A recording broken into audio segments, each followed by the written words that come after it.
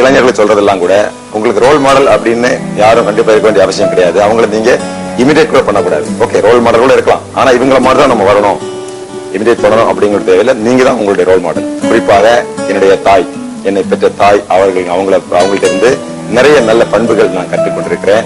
மிக முக்கியமானது தைரியம்.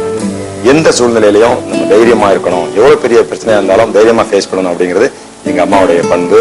அதே மாதிரி எவ்வளவு சிரமமான சூழ்நிலையாக இருந்தாலும் உண்மைதான் பேசணும் அப்படிங்கிறது எங்க அம்மா சொல்லி கொடுத்திருக்கக்கூடிய, நேர்மையாக இருக்க வேண்டும் என்பது எங்க அம்மா சொல்லி கொடுத்திருக்கக்கூடிய ஒரு பண்பு.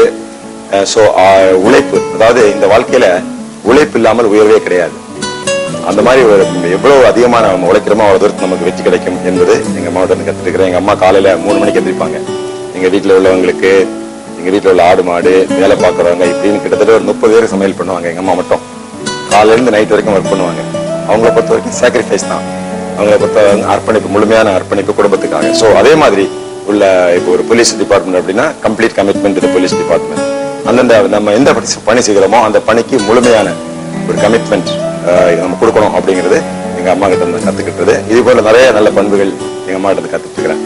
சோ என்னுடைய பணிகள்லயும் இந்த பாடங்களை நான் தொடர்ந்து ஃபாலோ பண்ணிட்டு தான் இருக்கிறேன். ஃபாலோ பண்ணிட்டு இருக்கிறது மட்டும் இல்லாம நீங்க பல யங்ஸ்டர்ஸ்க்கு அதை சொல்லி கொடுத்துட்டு இருக்கீங்க. அண்ட் உங்களை பத்தி ரொம்ப க்ளோஸா தெரிஞ்ச 2 பேர் இங்க வந்திருக்காங்க. உங்களை பத்தி நிறைய விஷயங்கள் அவங்க நம்ம கிட்ட சொல்ல போறாங்க.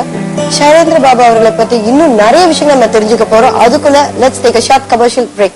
போலீஸ் டிபார்ட்மெண்ட்ல ரிஸ்க் இருக்குது, அதே வேளையில திரில் இருக்குது. ஒருவேளை அப்படி நமக்கு உயரக்கூடக்கூடிய ஒரு வாய்ப்பு கிடைச்சுன்னா அதே ஒரு ஆப்பர்ச்சுனிட்டி, அதே ஒரு பெரிய சந்தர்ப்பம் நம்ம நினைக்க வேண்டியதுதான். நம்ம நாட்டுக்காக இறந்துட்டோம் அப்படிங்கிற நல்ல பேர் நமக்கு.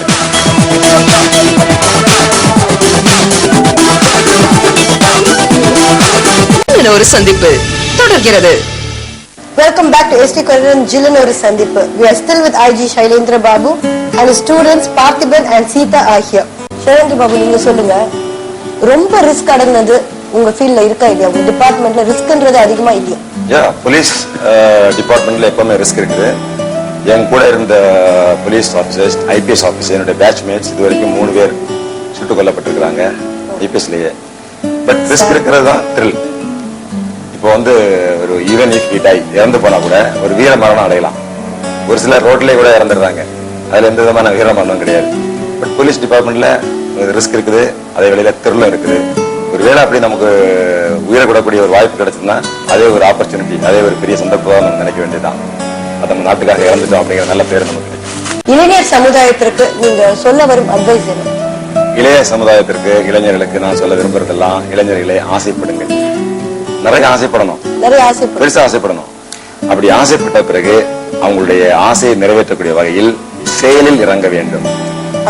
ஐஏஎஸ் ஐபிஎஸ் அப்படின்னா கடுமையான போட்டியா தான் இருக்கும். ஐஐடி என்ட்ரன்ஸ் எக்ஸாமினேஷன் கடுமையா தான் இருக்கும். எம்பிஏ கேட் எக்ஸாமினேஷனாலும் கஷ்டமா தான் இருக்கும். ஜிமேட்னா கஷ்டமா தான் இருக்கும். பட் அதுக்கு அவங்க கடினமாக உழைக்க வேண்டும். உழைப்பிற்கு எந்த வேற விதமான சப்ஸ்டிடியூட்டே கிடையாது. No pain no gain. நீங்க சொன்ன கருத்துக்கள் நிச்சயமா இளைஞர் மனசுல போய் இந்நேரம் தங்கியிருக்கும். ஆனா அதுக்கேற்ற மாதிரி அவங்க செயல்படணும். அதுதான். ஷைலேந்திர பாபு, நீங்க சொல்லுங்க, அந்த சிறுவன் காணாம போன அந்த கதை கேட்கணும் ஆசை இருக்கு. என்ன இன்சிடென்ட் அது? ஒரு பெண்மணி தனது 7 வயது குழந்தை பையன், சன், வெரி பிரில்லியன்ட் பாய், அவனோட உட்காந்துருக்காங்க. டாக்டர் பார்க்கணும். பட் அவங்க டர்ன் வரல. இந்த பையன் குறும்பு பண்ணிட்டே இருந்தான். சோ இந்த அம்மா என்ன செய்யறாங்க, சரிப்பா நீ போய் என்னுடைய மோட்டார் சைக்கிள் அங்க இருக்கு, போய் பார்த்துட்டு வா அப்படின்னு சொல்லி அந்த பையன் அனுப்புறாங்க. பையனை வெளியே போனவன் மோட்டார் சைக்கிள் பார்க்க போனவன் அவ்வளவுதான். 1 நிமிஷம், 2 நிமிஷம், 3 நிமிஷம், 4 நிமிஷம் பையனை காணும். உடனே ஓடி போய் பாக்குறாங்க, அந்த பையனை காணும். அந்த ஹாஸ்பிட்டல் ஃபுல்லா தேடி பாக்குறாங்க, பையனை காணும். போலீஸ் ஸ்டேஷன்ல கம்ப்ளைண்ட் பண்றாங்க, போலீஸ் தேடுது, இங்கெல்லாம் தேட காணும். ஃபர்ஸ்ட் நாள் பையனை காணும், செகண்ட் நாள் அந்த குழந்தைய காணும், 3வது நாள் அந்த பையன் தலையில அடிபட்டு ஒரு புதர்ல கிடக்குறான். புதர்ல இருந்து அம்மா அப்படின்னு சத்தம் போடுறான். அந்த பக்கமா போகக்கூடிய ஒரு ஆள் ஓடி போய் அந்த பையனை அப்படி கட்டி பிடிச்சி எடுக்கிறாரு.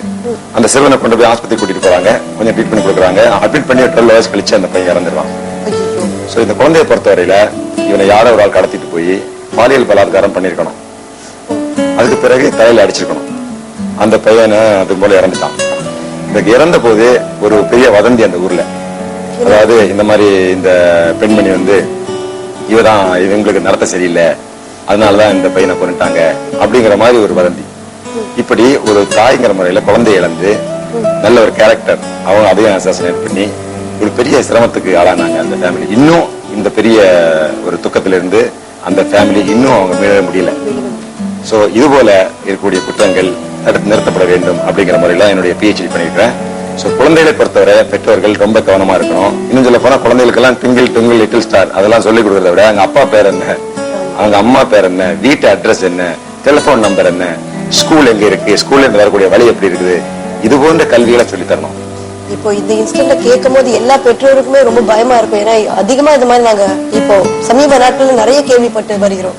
நீங்க சொன்ன மாதிரி இவங்க வீட்லயே ட்ரைனிங் கொடுத்தாக்க கண்டிப்பா இந்த குழந்தைங்களை வந்து கண்டுபிடிக்க ரொம்ப வசதியா இருக்கும்.